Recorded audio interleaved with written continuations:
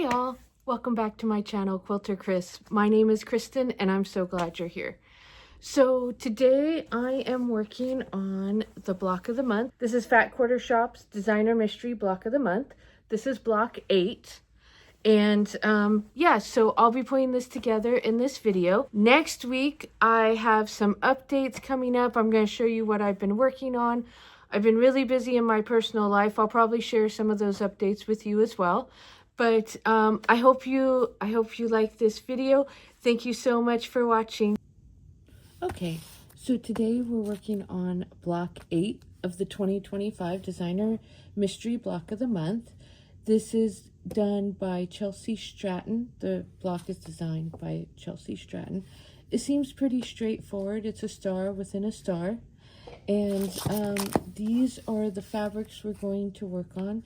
There's this like charcoal gray, this white with a brown print outline, the turquoise and pink, or turquoise and coral, aqua and coral, and then this one is just a white on white print.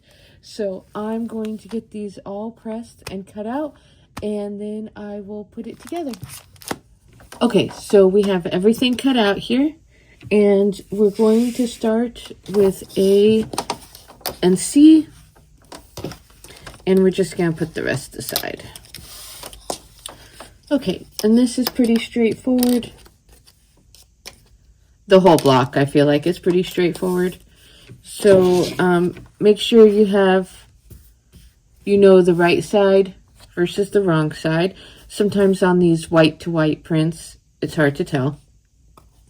And essentially, you're just going to put these right side together. Just like this. And then I'm going to use just a regular automatic pencil and draw a line on the back.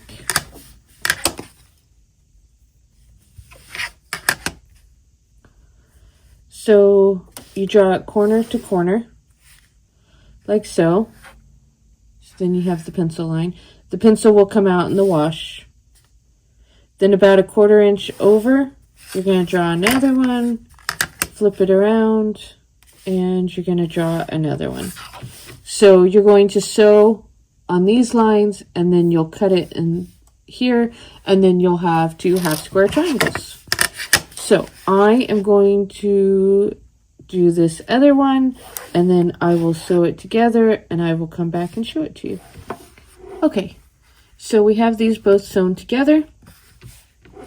We're just going to cut on this middle line.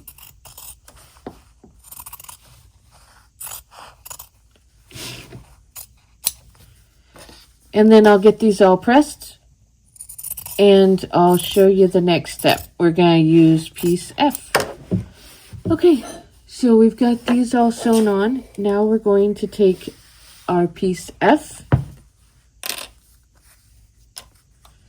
and we're going to sew it on right here. So we will do this diagonal to diagonal. There are lots of ways you can do this. You can draw a line.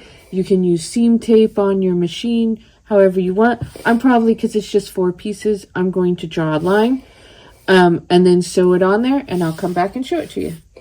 You can also pin these. You can use some basting glue. You can use a glue stick, whatever you want to use to make it so it doesn't wiggle away. Okay. So on this one, we're just going to cut off this excess like this. And you can measure that to be a 1/4 inch if you want. It doesn't really matter. This is probably a 1/2 inch. It's kind of wide. You may want to trim it up more. But then you iron it, and these will be our corner blocks. Okay, so these are all done. We're going to set them aside. So next we're going to do is B and I. So basically these are just large flying geese. So also very straightforward. We're going to make 4 of these. The hardest part of this is making sure you have the correct side of the fabric, as these white on whites can sometimes be hard to see. So we're going to take this, so diagonally trim, iron, and then do the other side. Okay, so we've gotten these flying geese put together, and the next part is the next flying geese. D and G. Okay, so we're making these as flying geese. We're using these two. They're the smaller flying geese. So I'm going to sew these together and then I will come back and show them to you. Okay, so I finished our little flying geese and we're just gonna set those aside.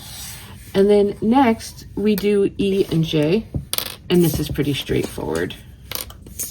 So these, J just goes on the corner. So we do them very similar to flying geese.